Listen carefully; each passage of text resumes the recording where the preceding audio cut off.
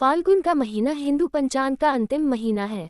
इस महीने की पूर्णिमा को फाल्गुनी नक्षत्र होने के कारण इस महीने का नाम फाल्गुन है। इस महीने को आनंद और उल्लास का महीना कहा जाता है। इस महीने से धीरे धीरे गर्मी की शुरुआत होती है और सर्दी कम होने लगती है। फाल्गुन माह को फागुन माह भी कहा जाता है। इस माह का आगमन ही हर दिशा में रंगों को बिखेरता सा प्रतीत होता है। मौसम में मन को भा लेने वाला जादू सा छाया होता है। इस माह के दौरान प्रकृति में अनुपम छटा बिखरी होती है। इस मौसम में चंद्रमा के जन्म से संबंधित पौराणिक आख्यान भी मौजूद हैं। इसी कारण इस माह में चंद्रमा और श्री कृष्ण की पूजा का भी विशेष महत्व बताया गया है। इस महीने में बाल कृष्ण, युवा कृष्ण और गुरु कृष्ण तीनों ही स्वरूपों की उपासना की जा सकती है। संतान के लिए बाल कृष्ण की पूजा करें। प्रेम और आनंद के लिए युवा कृष्ण की उपासना करें। ज्ञान और वैराग्य के लिए गुरु कृष्ण की उपासना करें। इस माह के दौरान भगवान शिव, भगवान विष्णु एवं चंद्र देव की पूजा का महत्व बताया गया है। फाल्गुन माह के दौरान देवी लक्ष्मी और माता सीता की पूजा का विधान भी रहा है। फाल्गुन माह आखिरी महीना होता है। इस माह के दौरान प्रकृति का एक अलग रूप दृष्टि में आता है। इसी समय पर भक्ति के साथ शक्ति की आराधना भी होती है। फाल्गुन माह भी अन्य माह की भांति ही ज्योतिष, धार्मिक और वैज्ञानिक दृष्टि से महत्व रखता है। फाल्गुन माह में जन्मे जातक, फाल्गुन माह में जन्म लेने वाला व्यक्ति गोरे रंग का होता है। दिखने में आकर्षक लगता है। बोलचाल में अधिक कुशल होता है। जातक का मन चंचल हो सकता है। बहुत अधिक चीजों को लेकर गंभीर न रह पाए। वह परोपकार के कार्यों में रुचि लेता है तथा अपनी विद्वता से वह धन कमाने में सफल रहता है। जातक द्वारा किए गए कार्यों में बुद्धिमानी का भाव पाया जाता है। प्रेम संबंधों के प्रति रुझान भी रखता है। वह जीवन में सभी भौतिक सुख सुविधाएं प्राप्त करने में सफल रहता है। इसके अतिरिक्त उसे विदेश में भ्रमण के अवसर प्राप्त होते हैं। अपने प्रेमी के प्रति भावनात्मक झुकाव भी बहुत अधिक रखता है।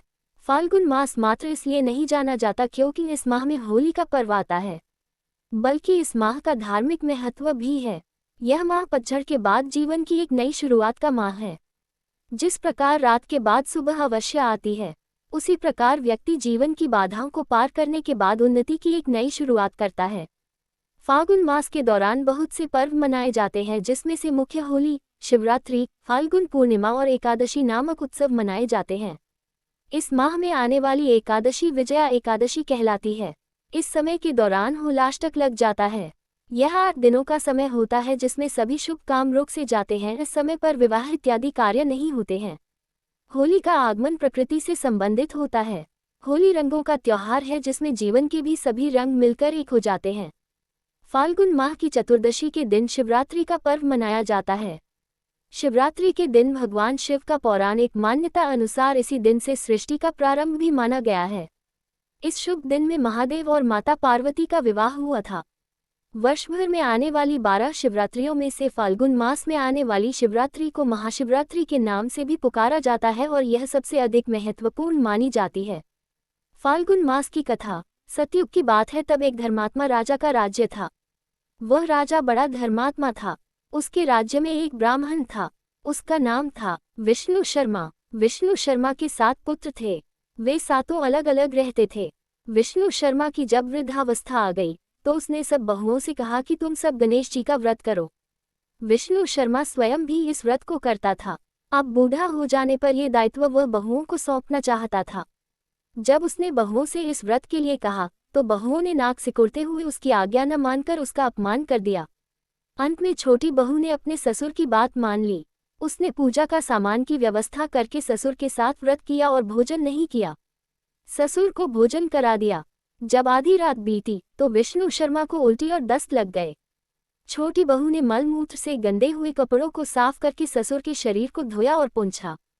पूरी रात बिना कुछ खाए पिए जागती रही। गणेश जी ने उन दोनों पर अपनी कृपा की। ससुर को स्वास्थ्य ठीक हो गया और छोटी बहू का घर धन धान्य से पूर्ण हो गया।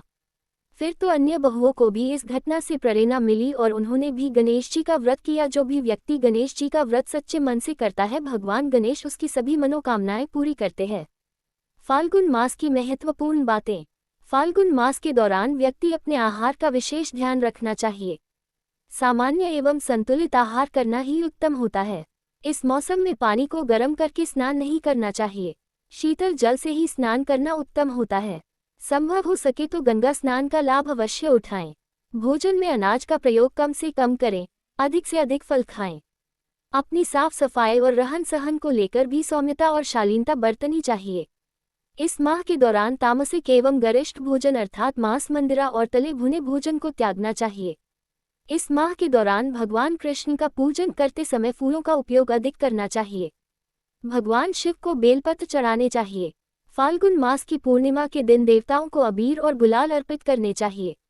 आर्थिक एवं दाम्पत्य सुख समृद्धि के लिए माता पार्वती एवं देवी लक्ष्मी की उपासना में कुमकुम एवं सुगंधित वस्तुओं का उपयोग करना शुभ होता है। फाल्गुन महीने में क्या विशेष प्रयोग करें? अगर क्रोध या चिड़चिड़ाहट की समस्या है तो श्री कृष्ण को पूरे महीने नियमित रूप से अबीर गुलाल अर्पित करें। अगर मानसिक अवसाद की समस्या है तो सुगंधित जल से स्नान करें और चंदन की सुगंध का प्रयोग करें। अगर स्वास्थ्य की समस्या है तो शिव जी को पूरे महीने सफेद चंदन अर्पित करें। अगर आर्थिक समस्या है तो पूरे महीने मां लक्ष्मी को गुलाब का इत्र या गुलाब अर्पित करें।